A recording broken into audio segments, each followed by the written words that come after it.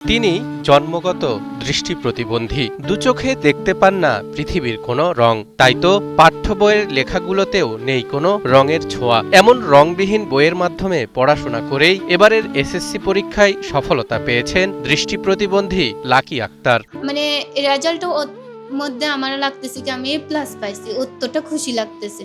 শারীরিক সীমাবদ্ধতা, ব্রেইল বইয়ের অভাব, পরীক্ষার সময় শ্রুতি লেখকের অপর্যাপ্ততা আর পদে পদে আর্থিক টানাপোড়েন সবকিছুকে উপেক্ষা করে তিনি অর্জন করেছেন জিপিএ 3.61। তবে লাকি আক্তারের দাবি এটি তার কাছে জিপিএ 5-এর চেয়ে কোনো অংশে কম নয়।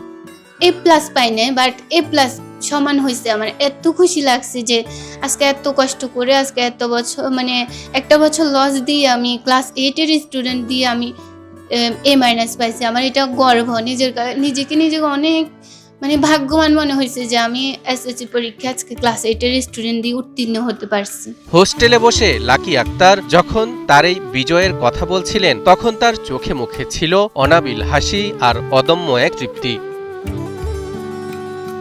চট্টগ্রামের ফটিকছড়ি উপজেলার মেয়ে লাকি আক্তার এবারের এসএসসি পরীক্ষায় অংশগ্রহণ করেছেন চট্টগ্রাম নগরীর হামজারবাগ এলাকার রহমানিয়া উচ্চ বিদ্যালয় থেকে। এই বিদ্যালয় থেকে অংশ নেওয়া 9 জন বিশেষ চাহিদা সম্পন্ন শিক্ষার্থীর মধ্যে সবচেয়ে ভালো ফলাফল করেছেন লাকি। পরীক্ষা দেওয়া আমরা বলবো, ওরা লিখবে। ওরকম জুনিয়র আমি ক্লাস 8-এ থাকলে তখন ওরা ক্লাস 7-এর স্টুডেন্ট নিতাম, 9-এ উঠলে 8-এ, 10-এ উঠলে 9-এ, এরকম করে করে অনেক কষ্ট করে মানে বিশেষ করে দুইটা পরীক্ষায় পড়াশোনার থেকে বেশি হয়রানি হতে হয় শ্রুতি লেখক ঠিক করা। কিন্তু দরিদ্র ঘরের মেয়ে লাকি আক্তারের এই সাফল্যের যাত্রাটা মোটেও সহজ ছিল না। আর্থিক টানাপোড়েনের পাশাপাশি বছর জুড়ে একের পর এক সমস্যা লেগেই থাকত। এমনকি বিদ্যালয় থেকেও বিশেষ কোনো সহযোগিতা পাননি বলে অভিযোগ তার। সোয়ান প্রপার্টিজ লিমিটেড তৈরি করছে নিরাপদ, স্বাচ্ছন্দ্যময় এক নতুন ঠিকানা। সোয়ান গ্রুপের একটি পণ্য। একটা এক্সামের সময় বিভিন্ন ধরনের বই বের হয়, বিভিন্ন ধরনের প্রস্তুতি বের হয়, ওগুলো তো আমরা কিছুই পাই না। জাস্ট বইয়ে যা আছে ওটাই। আর হচ্ছে কি স্কুলেও তো অত গাইডলাইন পাই না, নিজের আয়ত্তে যতটুকু আনতে পারি অতটুকুর মধ্যে পড়াশোনা করি।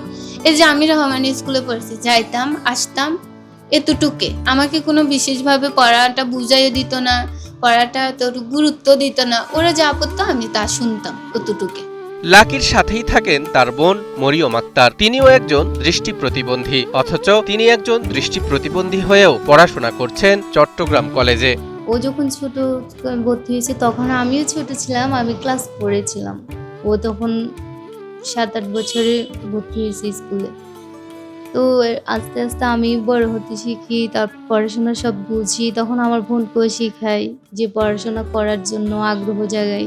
মূলত বড় বোনকে দেখে অনুপ্রাণিত হয়েই লাকি আক্তার এখন স্বপ্ন দেখছেন উচ্চ শিক্ষা গ্রহণের। পড়াশোনার পাঠ চুকিয়ে শিক্ষকতার মহান পেশায় নিজেকে সঁপে দিতে চান লাকি। আমার ইচ্ছা আছে আমি পড়াশোনা করব, পড়াশোনা করে মানে টিচার হব। দুই বোনের এই নিরন্তর সংগ্রাম সমাজকে দেখিয়ে দিচ্ছে অদম্য ইচ্ছা থাকলে, চোখ না থাকলেও স্বপ্ন জয় করা সম্ভব। তবে এর জন্য প্রয়োজন সকলের একটুখানি সহযোগিতা আর সমাজের ইতিবাচক দৃষ্টিভঙ্গি, এমনটাই মনে করেন সচেতন মহল।